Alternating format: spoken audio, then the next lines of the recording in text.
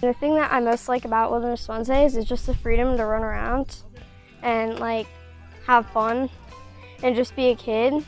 We have lots of woods here. We're making this giant wall. We're trying to finish it before winter so we can go in it when it's snowy. Kind of nice to be out in the wilderness, and it's nice to hang out with your friends and do things that's not in a classroom. It's really fun. There's a lot of woods to explore. We even have a backwoods that's really fun. Playing with my friends and getting to do a lot of fun stuff. What I love most about Wilderness Wednesday is that I get to be outside all day long, and then there's like no boundaries, and the guides don't really step in unless if like something's super dangerous. They trust us to know what we can and can't do. That's really nice.